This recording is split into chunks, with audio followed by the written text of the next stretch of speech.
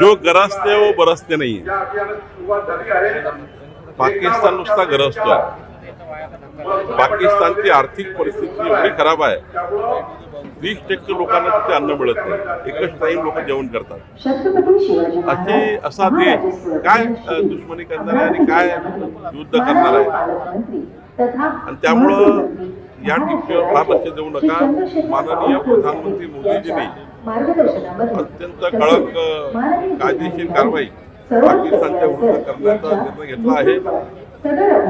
त्या शहीद आमच्या सर्वसामान्य कुटुंबातील लोकांना ज्या पद्धतीनं भ्याड हल्ला करून पाकिस्तानच्या दहशतवाद्यांनी मारला आहे, त्यांचा बदला नक्की माननीय नरेंद्र मोदीजी घेतील असा विश्वास महाराष्ट्राच्या आणि देशातल्या 140 कोटी जनतेला आहे.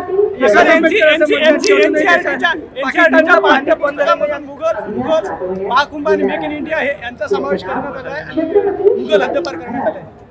एनसीईआरटीच्या पुस्तकामध्ये मी ते बघितलं, मी बघून सांगेन. प्रकाश आंबेडकर असं म्हणतात की अजूनपर्यंत पाकिस्तानचं पाणी बंद झालं नाही. केंद्र सरकार जे आहे ते देशातल्या लोकांना चुकीची माहिती देत आहे. नाही, माननीय प्रकाश आंबेडकर साहेबांना माझी विनंती आहे, अशा वेळी कुठल्याही राजकारणाचे कोणतेही वक्तव्य आपल्याकडनं होऊ द्यायची विनंती आहे. माननीय प्रधानमंत्री मोदीजी देशाचे पंतप्रधान म्हणून भारत देशाला मजबूत करण्याकरता भारतावर झालेल्या हल्ल्याला, त्या हल्लेखोरांना कठोर शासन करण्याकरता काम करत आहे. तेव्हा देशातल्या महाराष्ट्रातल्या सर्व राजकीय पक्षांनी, सर्व विचारवंतांनी, सर्व क्षेत्रात काम करणाऱ्या प्रत्येक व्यक्तीने मोदींच्या पाठीशी उभं राहिलं पाहिजे. कारण देशाच्या अस्तित्वाचा प्रश्न आहे, देशाच्या सुरक्षेचा प्रश्न आहे. आणि म्हणून कुठल्याही पद्धतीचे असे चुकीचे स्टेटमेंट करून भारताच्या जनतेला डिमॉरलाइज करू नये. एकंदरीत मोदीजींच्या नेतृत्वामध्ये मजबूत भारत निर्माण झाला पाहिजे.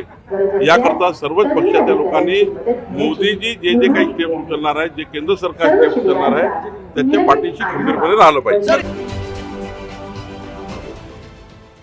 देश विदेशातील प्रत्येक घडामोडींचे लाईव्ह अपडेट मिळवण्यासाठी आता साम टीव्हीच्या सर्व सोशल मीडिया प्लॅटफॉर्मला लाईक, फॉलो आणि सबस्क्राईब करा.